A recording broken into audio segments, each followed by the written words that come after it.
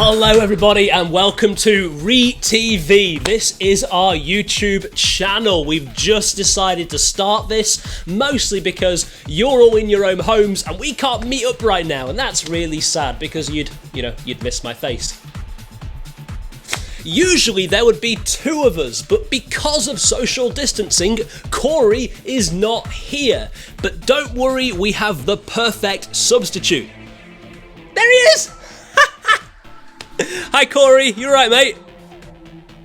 Good. So I've noticed during this lockdown period that I've created a couple of weird lockdown habits. The first one is I've just stopped shaving, which is a little bit strange. I've never had this much fuzz on my face before, but I thought I would just see what happens if I don't shave, and who knows how long the lockdown will last, and who knows how long my locks will be at the end of it. The second habit I've developed involves this guy. This is a puffin or a pelican that I cut out from the back of an Asda Rice Krispies cereal packet. And what I've been doing with this guy is I've been hiding him in various places around my wife's world. I've hidden it in her pillow, I've hidden it in her Kindle, I've hidden it in her medicine cabinet behind the toothpaste. I keep hiding it where she'll find it, and she keeps freaking out. She really doesn't like this guy, and I'll hear a little "ah!" across the house, and I know she's found it, so I'll keep doing that until I've run out of spaces. I want to know though, what's your weird lockdown habit? Have you come up with a weird lockdown habit? Have you discovered something that you've just started doing that you wouldn't have done if you weren't on lockdown? Please comment below or send us a message. Let us know your weird lockdown habit, because we'd like to let everyone know your weird lockdown habit. Now, our friends from Warrington Youth for Christ have been doing something called the Toilet Paper Challenge, or the loo roll challenge, and we wanted to get in on that action. So first off, you get a loo roll, ta-da, and you have to see how many keepy uppies can you do with this loo roll. Now, I can do maybe 2 or 3 at the best of times, but I reckon with the toilet paper, I will be even better. 2. 2. 1. 2. 1. Hit the laptop.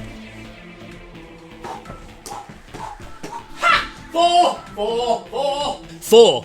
How many keepy uppies with loo roll can you do? Remember, send us a video or it didn't happen. You'll notice on the floor down here, you probably can't read it because of the weird lighting, but it says you can't do life alone. It's a little bit on the nose right now because we're all doing life alone. We're all stuck in our houses or at our computers. I'm stuck in a room talking to myself, and there's corridors and halls around me and nobody's here. It's weird. Now, I go crazy when I'm not with people. I need people. People energize me. People make me feel like I belong. And the Bible tells us that we were made to be with people. God made us to connect together, to be in relationship with each other. It makes sense then that we feel weird when we can't see people.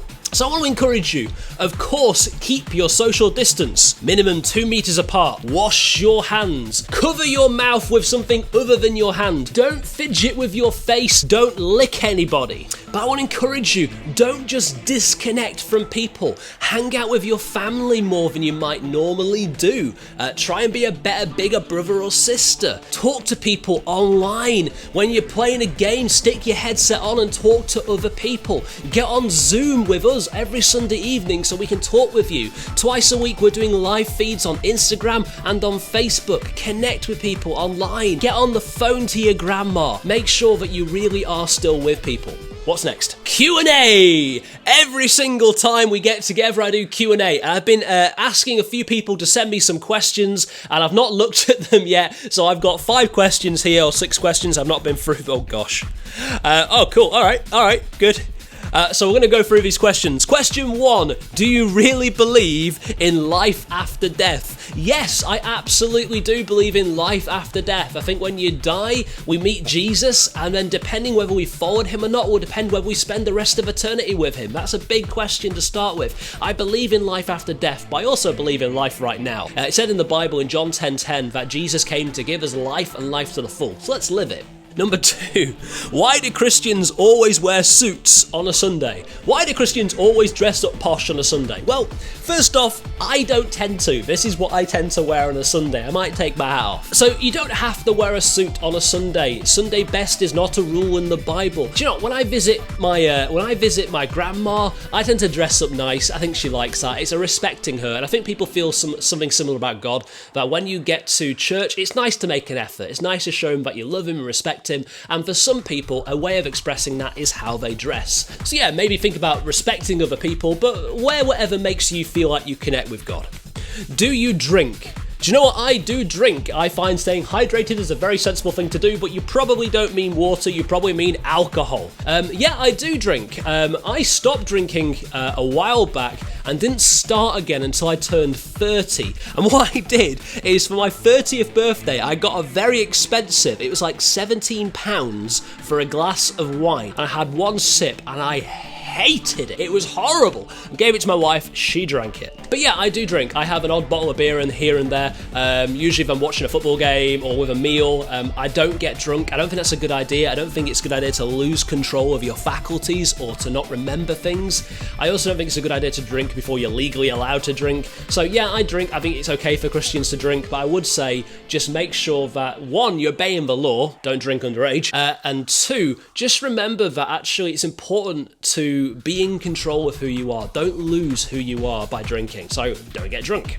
What I will say is, if you find yourself in a pub one day and there's obviously people there who are underage drinking, they might think they look very, very cool. The rest of us who are a little bit older are looking at them and going, wow, they look like idiots. Just saying. Can a Christian get a tattoo? I've got one. It took me years to decide what kind of tattoo I wanted. I got a mountain eventually, but I will say that there's nothing in the Bible that forbids you getting a tattoo. There is a verse way back in the Old Testament that's talking about ritual cutting and inking, but that's very much to do with the cultures at the time and pagan god worship. I don't think that's what the situation is today. What I will say is your body is a temple. Don't take a tattoo or a piercing or anything like that lightly. Don't load up on alcohol or caffeine lightly. Look after your body. Don't make a rash decision. It took me 6 years to decide what to get here. Usually, if a young person says, should I get a tattoo? I say no. Just wait and make sure you really want one first, because you'll be stuck with it for the rest of your life. Last question. Oh, are you kidding? I think I know who asked this one. Why are you ginger? Thanks, mate. I'm ginger because gingers are awesome, and one day we will rule the earth. That's why I'm ginger. I hope you've enjoyed this. We are going to do a live video Grill a Christian, probably in a week's time, so keep your eyes open for that. Connect with us on Zoom, on Instagram at Clan Did Know You for Christ. Connect with us on Facebook. Connect with us all over the world, because we love you and we've missed you. So from me, from Corey, and from this cute puffin, goodbye folks. Have a brilliant week.